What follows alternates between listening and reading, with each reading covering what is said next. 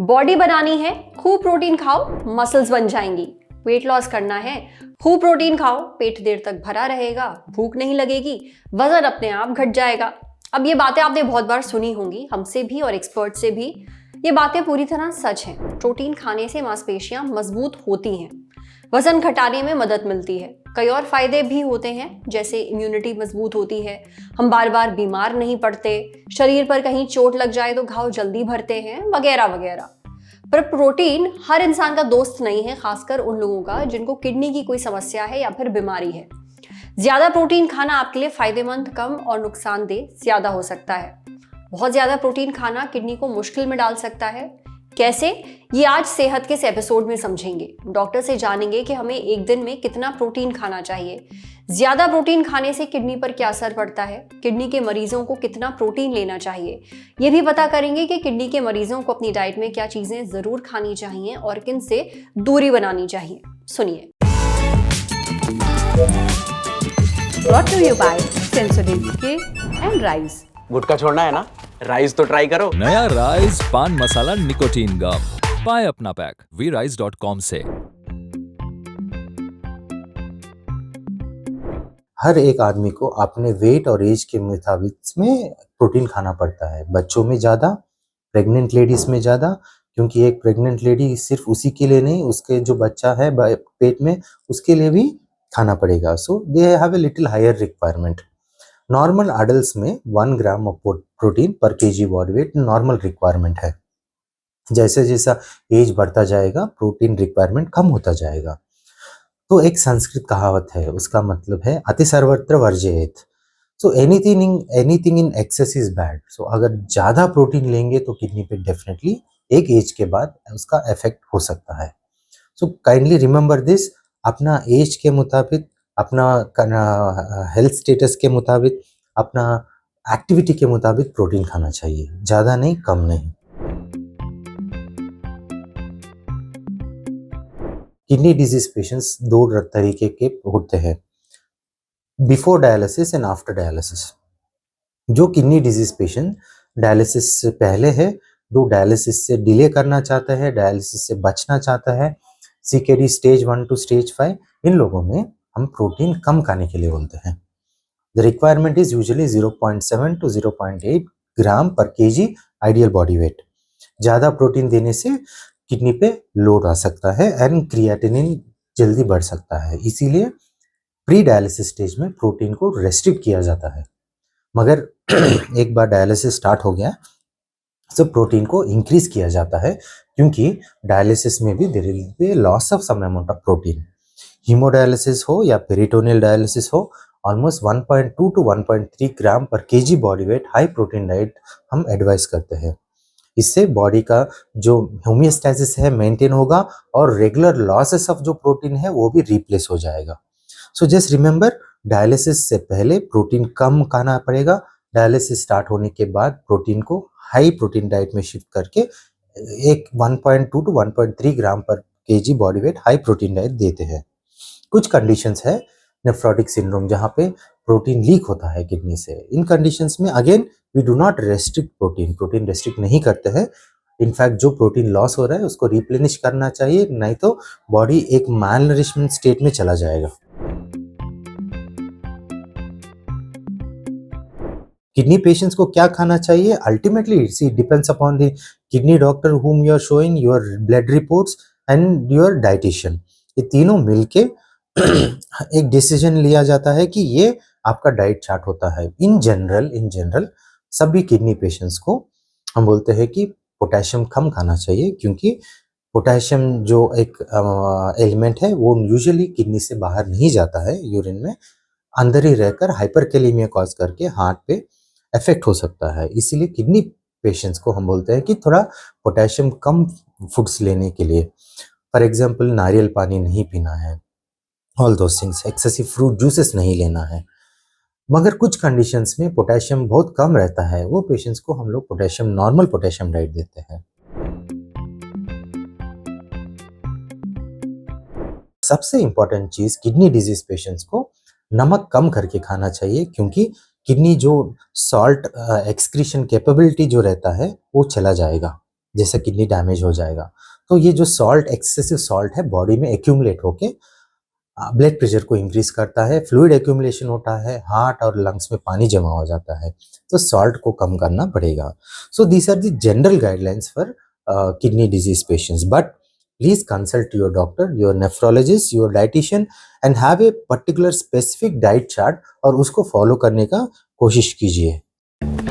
बस बैक नहीं आया। SLS पैराबिन और दूध का करंट भी कौन? तो लाइफ का करंट ऑन? कुछ भी। तो ट्राई करके देख ले। सेंसोडेंट के टूथपेस्ट फॉर सेंसिटिव टीथ। आपको कितना प्रोटीन खाना चाहिए ये आपने डॉक्टर साहब से समझ लिया। जस्ट इन केस अगर आप प्रोटीन कम खाते हैं तो हम आपको कुछ प्रोटीन के सोर्सेज बता देते हैं। प्रोटीन के लिए आप पनीर, अंडा, दूध, दही, सोयाबीन, मेवे, टोफू, बीन्स, मीट और मछली खा सकते हैं। अब बढ़ते हैं सेहत के अगले सेगमेंट की तरफ, तन की बात। क्या है कैंसर का नया इलाज जिसने दुनिया में मचा दी है खलबली? अब सवाल यह है कि क्या ये वाकई असरदार होगा?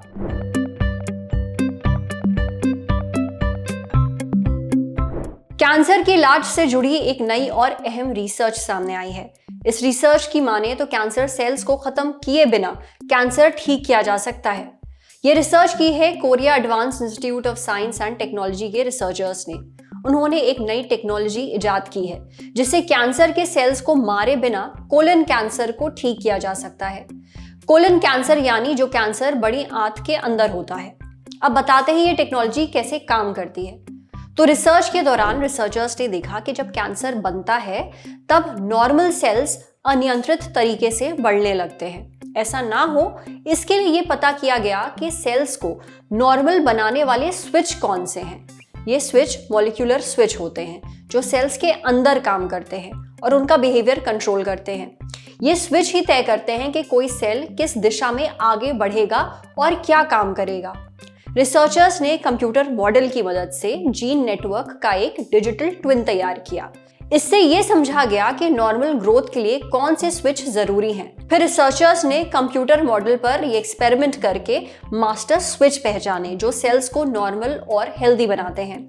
इसके बाद इन स्विचेस को जीन एडिटिंग तकनीकों और दवाओं के जरिए कैंसर सेल्स में इस्तेमाल किया गया। ऐसा देखा गया कि कैंसर सेल्स का गड़बड़ तरीके से बढ़ना बंद हो गया और वो दोबारा नॉर्मल सेल्स की तरह काम करने लगे। ये खोज कैंसर के पारंपरिक इलाज से बिल्कुल अलग है। देखिए, अभी कैंसर के इलाज में कीमोथेरेपी, रेडिएशन थेरेपी वगैरह वगैरह की जाती हैं। इसमें कैंसर सेल्स को पूरी तरह खत्म कर दिया जाता है, लेकिन इसके कई साइड इफेक्ट्स भी होते हैं, जैसे कमजोरी आ जाना, बहुत कमजोरी आ जाना, बालों का झड़ना और अंगों को नुकसान पहुंचना। मगर ये नई टेक्नोलॉजी कैंसर के सेल्स को खत्म करने पर फोकस नहीं करती है, बल्कि उनकी मरम्मत करके, उनमें सुधार करके उन्हें नॉर्मल बनाने की कोशिश करती है, जिससे कैंसर तो खत्म होता ही है, इलाज के दौरान शरीर को भी कोई नुकसान नहीं होता। रिसर्च के मुखिया प्रोफेसर क्वांग ह्यून चो कहते हैं कि ये रिसर्च कैंसर के उपचार में एक क्रांतिकारी कदम है। ये रिसर्च साबित करती है कि कैंसर सेल्स को पूरी तरह खत्म किए बिना उन्हें नॉर्मल सेल्स में बदला जा सकता है। हमने डॉक्टर आशीष गुप्ता से इस रिसर्च पर उनकी राय पूछी है। डॉक्टर आशीष कहते हैं कि ये रिसर्च कैंसर के इलाज में महत्वपूर्ण कदम है। इलाज का ये नया तरीका काम कर सकता है। रिसर्चर्स ने जो नई टेक्नोलॉजी विकसित की है उसके नतीजे बहुत अहम हैं, क्योंकि इससे कैंसर के इलाज का नया तरीका तैयार हो सकता है। कैंसर के इलाज के साइड इफेक्ट्स कम हो सकते हैं और दोबारा कैंसर होने का चांस भी घट सकता है। हालांकि रिसर्च अभी अपने शुरुआती स्टेज में है और इसे असरदार साबित करने के लिए और ज्यादा रिसर्च और डेटा की जरूरत है। अब ये नई टेक्नोलॉजी कितनी असरदार होगी ये तो वक्त ही बताएगा, पर अगर ये काम कर गई तो कैंसर के इलाज में एक बहुत बड़ा बदलाव देखने को मिलेगा। समझे?